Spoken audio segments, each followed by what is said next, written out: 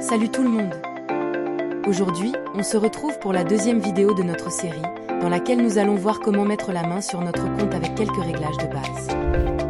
On ouvre notre navigateur et on se connecte à notre compte. Si vous n'avez pas ou ne savez pas comment créer un compte, je vous invite à regarder la vidéo qui traite sur le sujet, le lien est dans la description. Une fois connecté, on remarque bien que le logiciel nous signale que notre compte n'est pas encore configuré, d'où nous sommes demandés de suivre les configurations proposées pour compléter les paramètres de notre entreprise. Nous allons commencer par créer notre entrepôt. Ensuite, on ajoute le type de monnaie, francs, dollars, etc. Après, on ajoute le moyen de paiement, cash, banque ou par mobile money. Pour ajouter un entrepôt, on clique sur le bouton Ajouter un nouvel entrepôt et après on se retrouve devant ce formulaire qui a 3 onglets de Détails de base, Visibilité et Paramètres de point de vente. Les informations que nous allons remplir sur ce formulaire sont celles qui seront sur la facture comme le nom de l'entreprise, l'adresse mail, le numéro, le logo, les termes et conditions, bref, ce formulaire contiendra les informations liées à la facture. On commence par le nom de notre entreprise, l'IMAS on ne touche pas, ça va s'ajouter automatiquement. Ensuite on ajoute l'adresse mail de l'entreprise et à côté vous avez la possibilité d'afficher ou ne pas afficher l'email sur la facture. On ajoute aussi le numéro de téléphone et à côté on a aussi cette possibilité de l'afficher ou non sur la facture, c'est à vous de voir. Pour le logo, on clique juste sur le bouton télécharger qui va nous diriger vers notre explorateur des fichiers pour chercher où se trouve notre logo, le sélectionner puis cliquer sur ouvrir et le logo sera importé sur notre formulaire.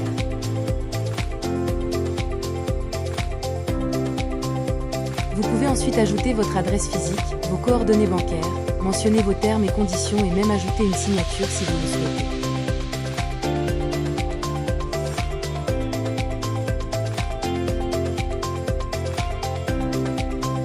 Sur l'onglet Visibilité, on laisse tout par défaut.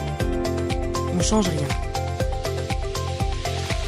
Sur les paramètres de point de vente, on trouve les statuts du PDV. Là on spécifie si la facture c'est pour un produit commandé, confirmé, en cours de traitement, en expédition ou déjà livré.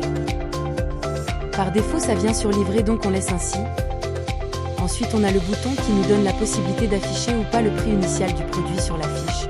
Donc le prix initial peut être par exemple 120 $ et le client l'achète à 100 $, alors à vous de voir si vous voulez afficher cela. Dans mon cas je mets non et pour terminer cette étape laissez oui sur le bouton afficher la remise et la taxe sur la facture puis cliquez sur créer. Voilà, notre entrepôt est créé avec succès.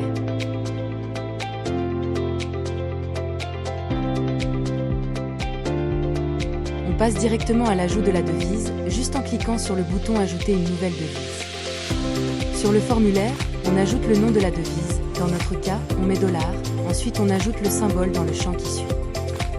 On doit aussi spécifier si le symbole viendra avant ou après le chiffre. C'est une question de choix.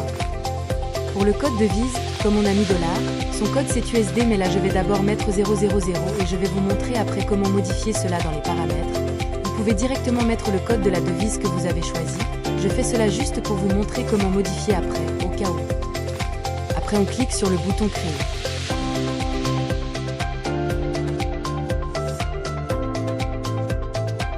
Pour le mode paiement, on fait la même chose, on clique sur le gros bouton bleu, puis on ajoute le nom du mode de paiement souhaité.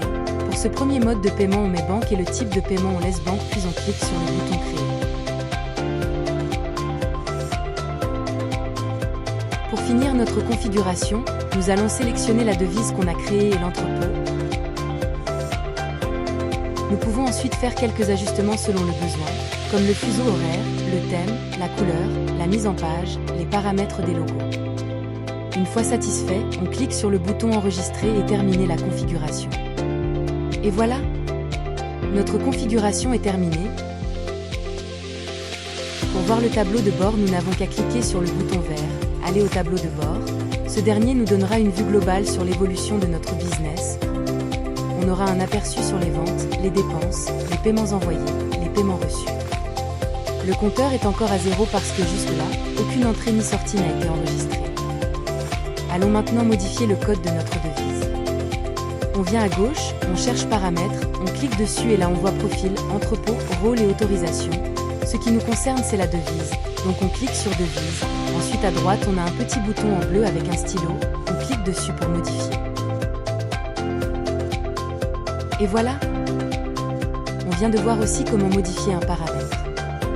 Pour ajouter une nouvelle devise, cliquez juste sur le bouton bleu « Ajouter une nouvelle devise », le processus reste le même.